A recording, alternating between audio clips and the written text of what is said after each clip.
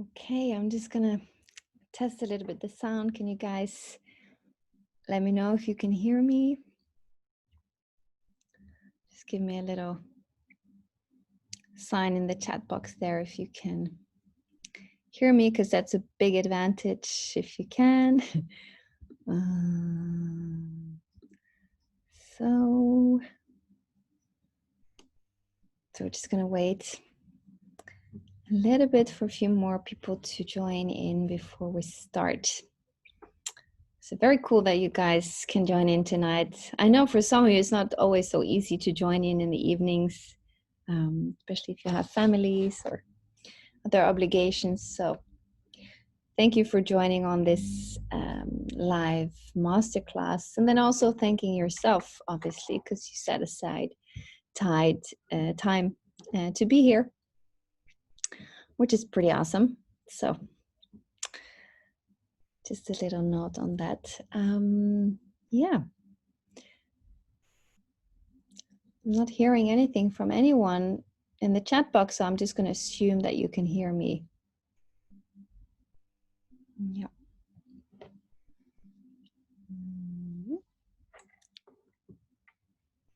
Yes. Hi, Wendy. That's so nice. It's so lovely to see that they're, you guys returning for the different master classes. And yes. Hello, hello. So nice. Yeah. So actually, since time is there, I'm just going to dive into it because, as we all know, sometimes I start to ramble on and then I don't want to get off track or, go over time or anything like that. So I really wanted to give you guys what we're going to go through tonight. And of course, it will be a recording so you can access it later to review, to go through it again. So, yeah. Very nice to see you guys, and thank you for joining. As you know, I'm Kristin, and I'm a clinical psychologist, and very into yoga and mindfulness as well as part of the work that I do. I have a particular interest in, what we can call like the emotional realm of our being. And also embodiment, obviously, as part of the interest in yoga and mindfulness. So these are topics that I find in particular interesting in regards of how we take care of our mental health and our emotional health. So this exploration of how we are embodied, how we embody ourselves, obviously, when we feel fine and balanced, but also obviously when we're going through challenging times, and how that kind of can develop towards more chronic symptoms. And as you all know, this, if you know, you've seen this chart that I share sometimes about how we can be in ease, and then there is unease, can develop into psychopathology or disease and disorder.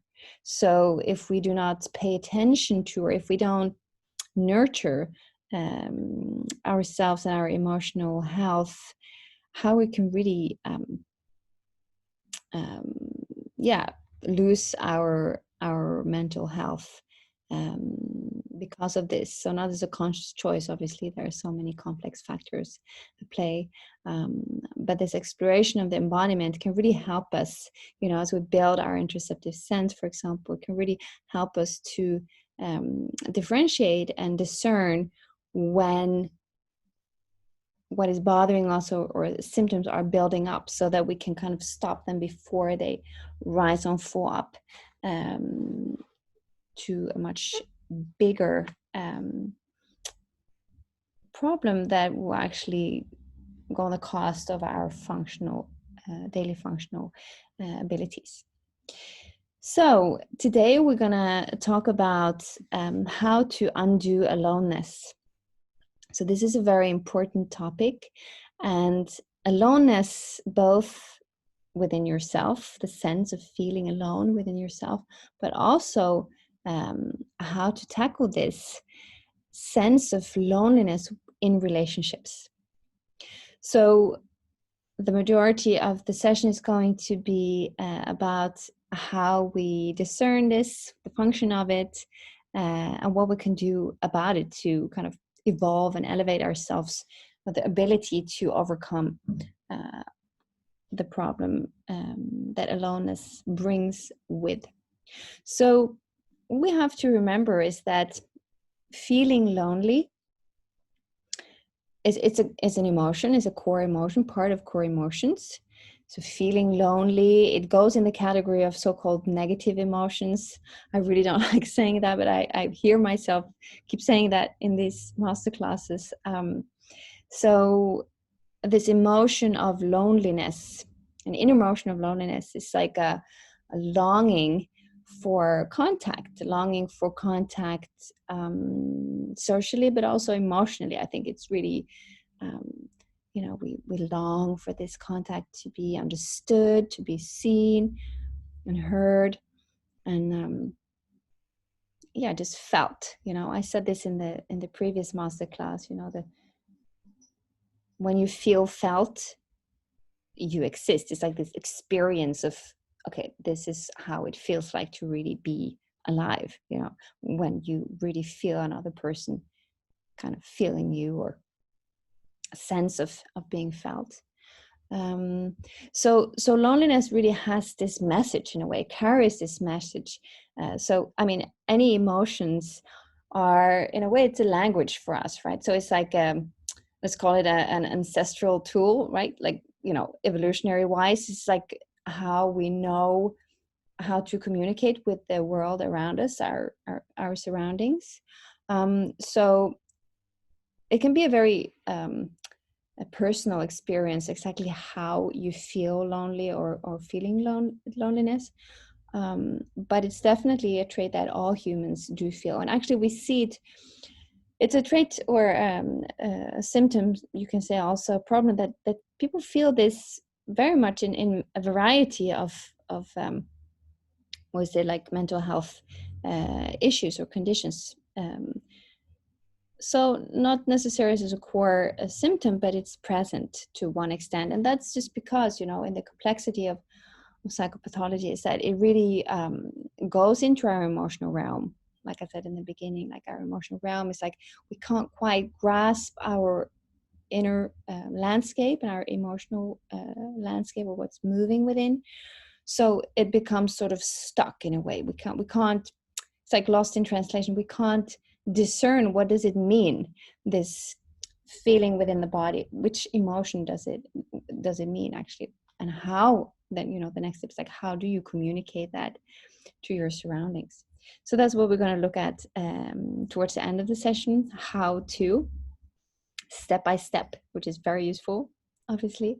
So like I said, this emotion of loneliness, or feeling lonely, is like a messenger. So it's like how to, or what to say, or to communicate to our surroundings. So we know we're group animals, and we really thrive when we are together with our tribe. It doesn't mean that, we have to be with a lot of people and feel very comfortable with that. No, it just means that we kind of, we just need to have our few ones, right? And then when we start to feel this loneliness, how are we gonna like communicate this to our surroundings? So back in the days, I know I mentioned this before, so for those of you who've followed me before, but back in the days when language wasn't so articulate and eloquent, it could be just the body language of closing down, or the fact of withdrawing, right? So withdrawing is a very clear sign of something is up, right? Especially if you know that you're thriving and surviving better in your herd. So then if one of the individuals will start to withdraw, everyone else will be like, hey, what's happening? Why is this person withdrawing? I mean, of course, it's individual. Some people, like me, for example, which, I have a very introverted side of me, I really do enjoy, my own company or being alone. But that's not the same as when you start suffering emotionally from loneliness. Yeah, so that's something else. That's like this certain pain. So that goes beyond. So that's when you have not been able to discern and communicate it. Hey, I need to be seen. I need to be felt in a way, by my close ones. So then we start to withdraw. Or we could withdraw for whatever other reason because things are challenging. But in any case, the effect of that is this feeling of loneliness. So that's something to really stay on top of, and just of noticing, like, when do you start to withdraw to the extent that it's becoming an issue. So another part with this feeling alone is that, we could imagine that, withdrawing from a group or withdrawing from society to some extent is a reaction in a way to sustain your resources and energy. But actually, as a negative emotion, loneliness does drain you from energy. It drains your aliveness, or this, zest of life, or whatever you want to call it. It doesn't feel good, right? I mean, we can all vouch for that. Like, feeling lonely, it doesn't feel good on any level. So it really, it binds up your resources and it drains you for energy. So we can imagine this spiral, that can go pretty fast when you're in that spiral going downwards. Like, okay, it's draining you from energy. You have withdrawn, just kind of feeling this loneliness, and it starts to really make you feel a lot of pain, and the suffering becomes higher and higher. And actually, what I said in the beginning, like, when you're in that spiral, and it kind of, it could even, render you to the extent of feeling paralyzed, where you can't really agent anything anymore. And then you start losing your daily functional abilities, right? It's going to be difficult to get up. Like, the homeostatic systems are just like crashing, and you're just like turning the day upside down. You're sleeping in the day and you're awake in the night, or you can't eat, or, all these things is starting to tumble.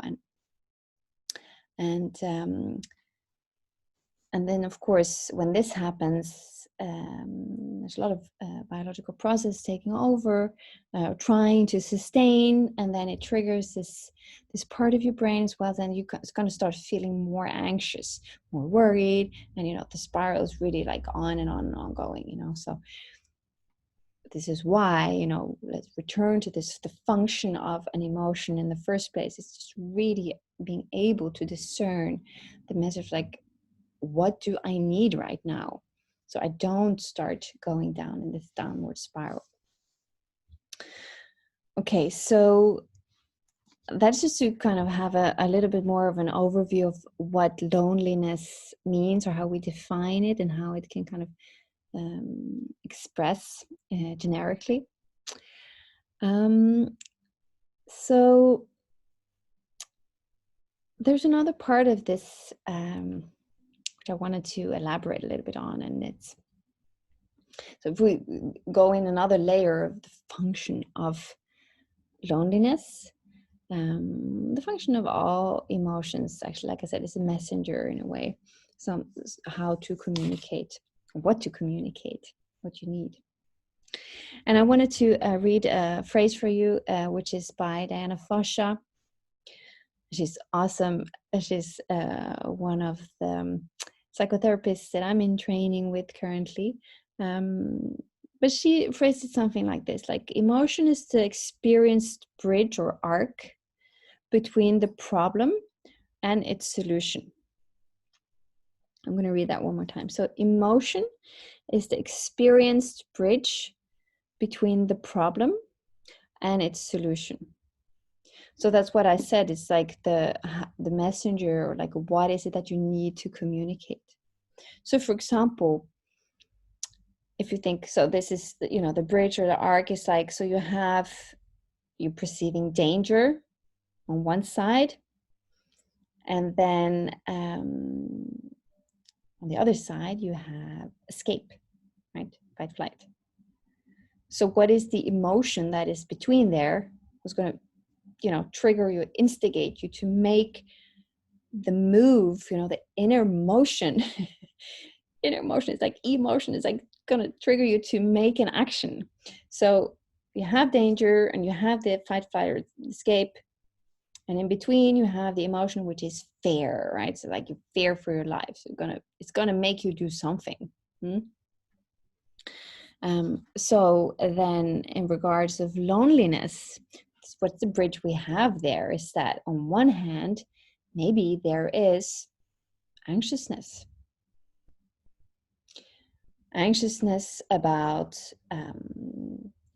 feeling inadequate in a situation or feeling uncomfortable. And then on the other side, you have isolation. Yeah. Or you have anxiousness and isolation on one side. On the other side, you have contact. That's what I mean. So on the other side of the bridge, you have contact. But then in between, you have loneliness. So loneliness is going to trigger you to one action, hopefully. Yeah, it's going to instigate you. So it's not only a messenger to your surroundings, but it's also a messenger to yourself. And this is why it's so important to understand the language of emotion. And actually, I've said this before, I talk about this in my book for those of you who are aware about that. By the way, I have good news. Don't tell anyone because I just got to know today. So the book is coming out in English in September. Y'all know that. I'm soon going to send out the link for that. But it's going to come out in Norwegian. It's confirmative. So that's awesome. So cool. Very good.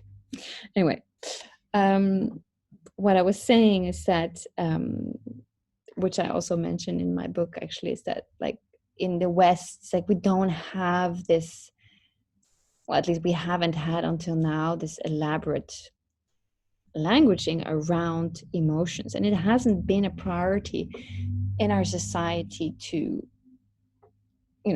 discern emotions like that, because we've been sort of, we've been living from another standpoint in a way. But currently, and I really argue that this is a paradigm shift that we're in, and we see it from many different sides, how that expresses, but is that we really do need a completely different approach and focus on the emotional realm. So this is why this is happening. Like we really need to kind of grasp into these ancestral tools of the evolutionary marks of how to understand our own inner emotions. Yeah, because for whatever reason, in this complex society, is that even though some sort of, we can travel wherever, transport is easier, social media and, like this digitalization makes it easy to connect in a way, but we don't connect, right? And we need that. We need to connect, or feel felt on the emotional level. We also need to be able to understand ourselves on the emotional level to be able to live a more wholesome life. So a more wholesome life, and how we can have this, what I call the wondrous life even, we can do that. It requires a lot of awareness and attention and nurture, but it's possible, definitely possible. Okay, so just to kind of revisit that was like the what I said, that the second layer of the function of the emotion loneliness. So it's like what lays between this arc or bridge of the problem, the withdrawal and the anxiousness, and the solution, which is contact. Deep contact, connection, attachment, what we call, in psychology, Um, so from there, when we know this is also when we can understand a little bit more why is there. Because I think, for a lot of people also, just the fact of, when you come to the point you notice that, shit, I do feel very lonely. You're already so far down in this spiral, like I said, that it's becoming overwhelming and you can't quite grasp anymore your own agency, and you're not really able anymore to spiral yourself out of it. And that's, of course, what I always say, that's when you really need to ask for help. However, before that, hopefully you are able to discern, there is this feeling, this longing for contact. I feel like I can't be understood. Okay, so then how are you going to do that? So actually, I wanted to say one more thing about this before we move on to how you can open up emotionally, because that's kind of a big thing. So one thing is, of course, to understand the languaging, to recognize it, but then it's like, how do you then actually open up? So we're going to dive into that afterwards. But yeah, so aloneness can be, like a maintaining factor. It's a maintaining factor for this, feeling not well, or, the opposite of well-being. Because what we tend to do, this, fabulous mind of ours, which is not so fabulous at times, it can really cause us a lot of trouble, is that short term, like I said with this bridge, like short term, our aim is just to kind of avoid feeling anything uncomfortable, right? We don't like feeling uncomfortable, which means, we will actually go to kind of far extents to just stay where we're at, even though it's harmful. And I know I've said this before for those of you who followed before, but this is a fact. We can go to pretty far extent to just keep things, maintain it as it is, just because that's more comfortable than breaking loose. Yeah, it will require a lot of work to both change your cognitive systems, like how the cognitive patterning, but then we also have to work, with actions and your behavior. It's just like a whole ballgame. It takes a lot of effort. So then it's easy to kind of just stay where you are, or not easy, but it's easier, right? So if that's kind of our aim as well. So if you go like for short term, you want to avoid short term fear or unpleasantness or discomfort, you just stay where you are. But that is going to maintain this feeling of loneliness. So actually, I want to add just like an example, because what I often do with my clients when we work on this is that we, because what in my mind would be like an excellent solution for them, doesn't fit. Like I said, it's a very personal experience. So what I often do is that we kind of create this little, or sometimes it's huge, a staircase, imaginative staircase, or like steps to in that bridge. So like they experience problems like anxiousness or withdrawal, social withdrawal, or even isolation.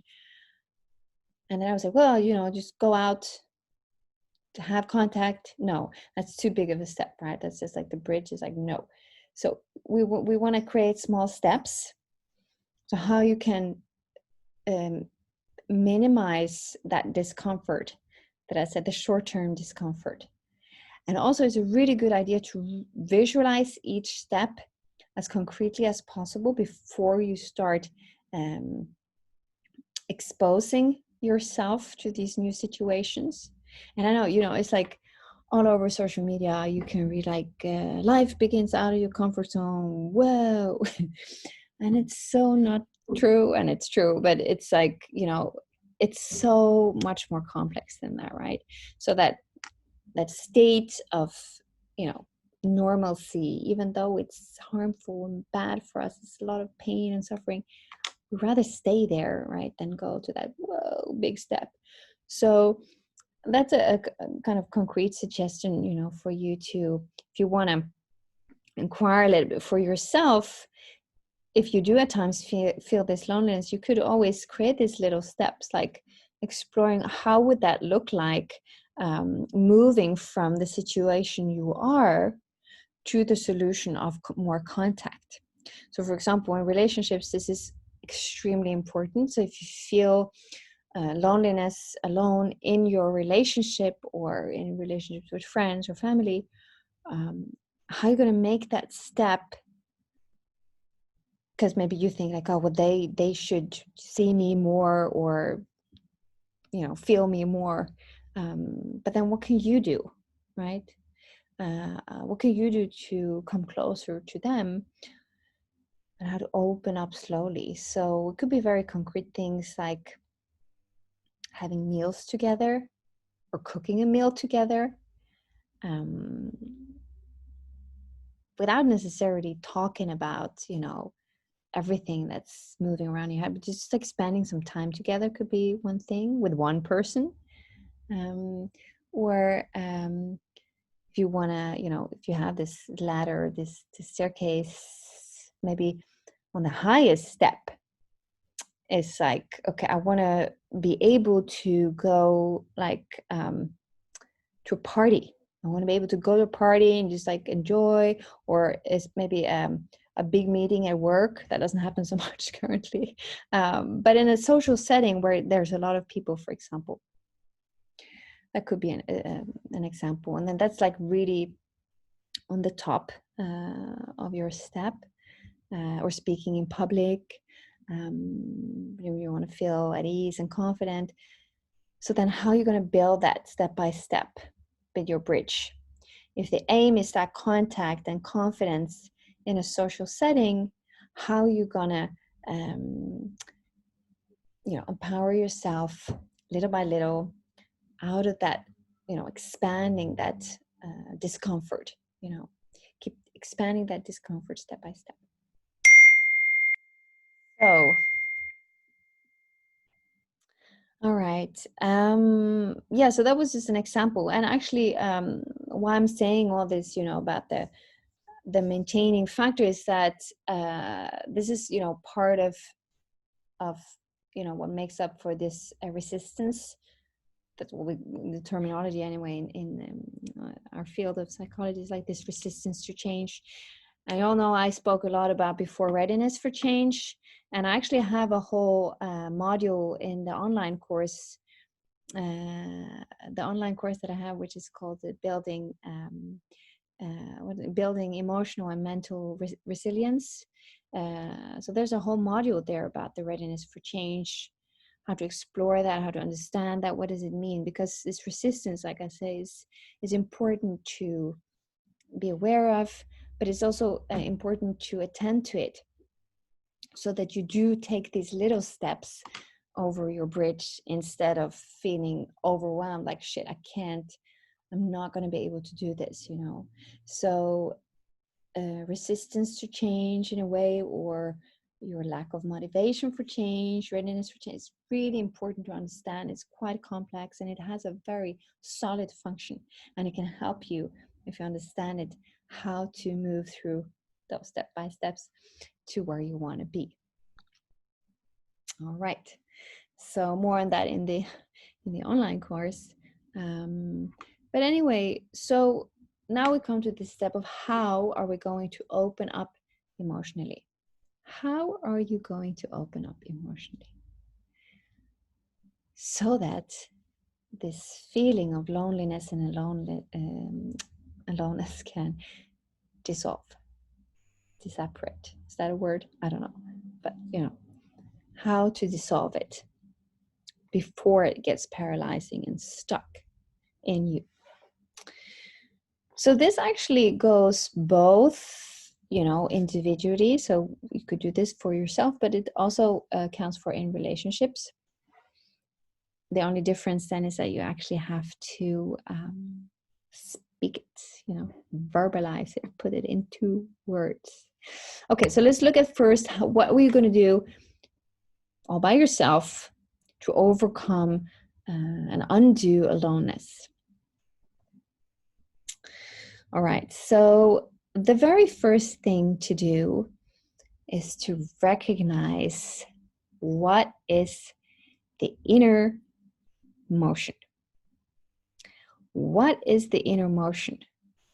So I like, you know, this exercise I've given to you guys before, this how you notice what is alive for you in a given moment.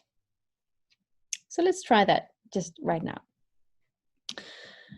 Take a few deep breaths. Let's kind of settle comfortably into your chair. And then take a moment to notice what is alive within you right now. What are inner emotions that you can notice right now?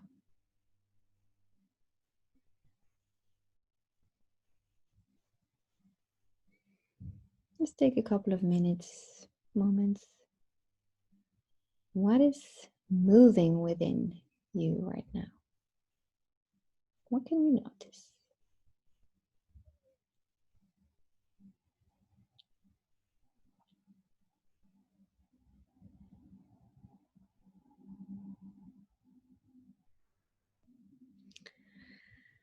All right, so taking again deep breath in.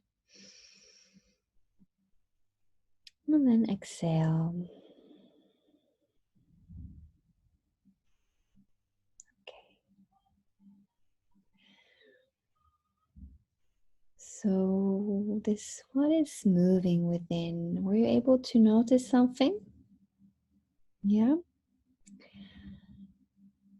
I really like to do this as a longer seated meditation, actually, because as you kind of sit through it and really start to, you know, get connected with the deeper layers within you in this moment, not only are you able to notice what is moving within and what is alive within, but you're also going to be able to name it.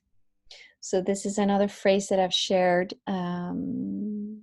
with you guys before, and also in my trainings, that naming it to tame it. So we name, like I said, we recognize, to affirm for ourselves what is present. Like, you know, I can notice what is alive. It's like I'm noticing there is, for example, loneliness or sadness, or I'm not quite sure. Yeah, can also be an answer. But the fact of paying attention, the act of, you know, turning inward for a moment with your attention, focus of attention, to notice what is moving within, what is alive, and then can you, you know, verbalize it in a way, put it into word for yourself, name it to tame it. So that's step one. Yeah, recognize and affirm for yourself what is there. Is there something? You don't have to analyze it or anything. It's just like, what is there? Can you feel or sense something, you know, within bodily? What is there? Okay, so then that's the one step, you know, how to open up emotionally. Then the next step is observe it. Yeah, stay there, observe it. Like I said, like, can you name it to tame it? And then just stay with what is there. How does it feel like? So that's like, you know, peeling down, and you go one layer down. Like, how does it feel like what you feel is alive? What does it feel like? Does it feel uncomfortable or comfortable or neutral, or what can you notice? You know, this is also where you really go into this, you know, the aspect of mindfulness of bodily sensations. What is it? How does it feel like? How does it express in your body? How is it, being embodied in your body in this moment? You feel something is moving within, and then you're like, start to discern, like, okay, but what does that actually feel like? It's like a prickling sensation, or like a wavy sensation, or it's like energy kind of, I don't know, contracting into your belly, or is like hard, or is it like, I don't know, flourishing or expanding, or like, can you grasp it a little bit more? Like, this is really understanding more tangible aspects of what you're noticing right now. So that is the second step, how to open up emotionally. First one is to recognize and affirm what is alive. Name it to tame it. Second one is observe it. What is it? How does it feel like? So for a lot of people, actually, these steps already are quite something. The first one, to notice what is alive, it's like you really have to tune yourself in. You have to teach yourself, train yourself, cultivate, that's a better word, cultivate yourself to note or to discern. So for most people, if you do not do any of these kind of practices, or if you are, have this sort of hang up on noticing if something is wrong within, is there some sort of pain within, then that's really like a big obstacle. But like neutrally observing and noticing what is there. Recognize and affirm. Step 2, observe and notice, what does it feel like, this embodiment? How is it to be in your body right now? And then the third step, super important. So it can take a while to get here, but this is to stay with it. Stay with it, allow it to expand. So let's say, I'm sitting in the first step and like I can notice there is loneliness. I notice loneliness moving. I name it to tame it. Then I'm exploring, how does that actually express in me? I can feel there's some sort of contraction towards the belly area, but it's not very solid in a way. It's just kind of very much at unease and uncomfortable, like fluttering sensation in the belly. And then I can also notice like it's moving up, like a pressure into my chest, and a little bit kind of towards my throat, like a pressure in the throat. So now I've noticed it, and I've created this kind of safe space for myself to stay with it, and I'm just going to allow it to expand, not just like take it away or like avoid it, because that's naturally what we're wired to. Like we want to avoid any discomfort in this sense, or bad feeling, any bad negative emotions. But then how, if you allow it to just stay like that, and breathe into it, and kind of comfort yourself like this, you're safe, it's fine, and allowing it to wave through. Yeah, what will happen? Something express? Is it gonna dissolve? Is it gonna intensify? Very often it does intensify first. Like, so we call it a wave. That's why, from mindfulness practice, this is like surfing the wave. So the intense emotion, it kind of, negative emotion, it builds up, and most of the time we want to get away from it. Like, so we do something to distract ourselves, which could be even more harmful for us, but we just do it anyway. But then what if we just go with this wave upwards, go with it and allow it to just kind of expand in the body, stay with it? What will happen? So very often what happens is, there will be tears, or there will be some sort of like emotional release, which is beautiful and also can be so scary. Yeah? But this is a very important part here in the opening up emotionally, also for yourself. Can you feel safe enough within yourself to stay with it, allow it to expand, allow the wave to kind of move through, even though it goes to be very intense? And then eventually you come to the last step, which is, lo and behold, for our funky brain of humankind, cognizing. So this is the meta processing of the whole experience we just went through. This is extremely important. This meta processing or cognizing is like making it more aware for yourself. What happened? What just happened? What was that? What was that wave? How did it feel like? How does it feel afterwards? Does it feel good or bad? Could be both. Anything in between. But this is an important step.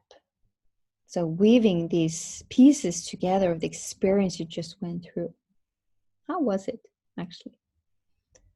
How was it to allow this sense of loneliness to kind of move through your body fully? How was it to feel it? And if it could very well be, if you do this like 10 days in a row, first 2 days, you just feel like, wow, the third step is just like, it's not happening. You just like want to escape from it or avoid. But then you can maybe notice that you did that. You could notice like, oh, this feels too overwhelming. I don't want to surf this wave. I want to get out of here. I want to do something else. So, but that's also very interesting, right? Because then you're really into this fabric of discerning how does it feel to be embodied in your body? How does this emotion expressing? All right, so let's again review these 4 steps. Just checking time. So we have time also to talk about how we do it in a relationship. So we review the steps of how to open up emotionally, especially when you do this within or like individually. So you recognize and affirm, and you do this through, for example, what is alive within, and the naming, entertainment, what you notice. What is the inner motion present that you notice? Could be more, not only one, could be more. Then you observe it. How does it feel like actually? What can you feel? What do you notice? And how does it express? So that's one layer in, right? Another layer of the onion. You go deeper in and like exploring, stay, and let this intensity just kind of wave through.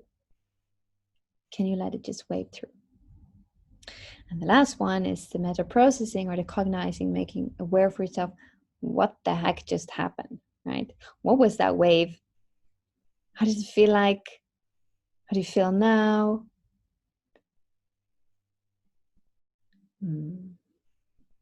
And then if you want to do this together with someone, your loved one, in a relationship, assuming you are the one that is feeling this loneliness and you want to break through and communicate about it.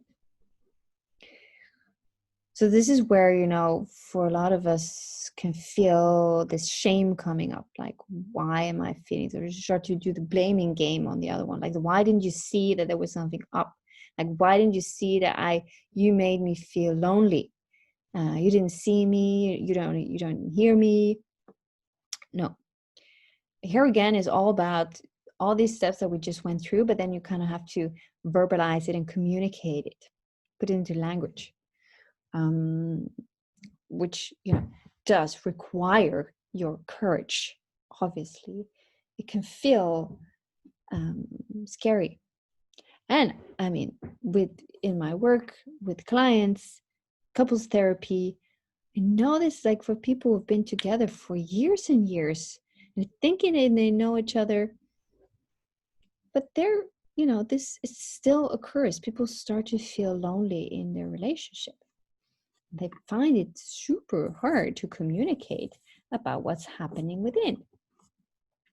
So the steps that I gave you are obviously based in the mindfulness tradition in the sense of, but also, what we call the affectional therapies, is that how to discern something and in a, the most neutral way as possible. You're just kind of noticing what is present and kind of taking yourself through it, just describing it. And the same you will do to whoever you want to communicate it to, right? This is important because it's not about like, what did you do or didn't do? No, this is just about you and your experience. And emotion is highly personal, like I said, highly personal. It's your experience. And you would like for the other person to, take part. If you want to feel felt, you have to open your heart, or you have to share your emotions. And that's clearly not very easy if these emotions or inner emotions are not very clear for you either, because of whatever spiral has kind of made you stuck or paralyzed. But even though you have come there, you can still break free out of it, right?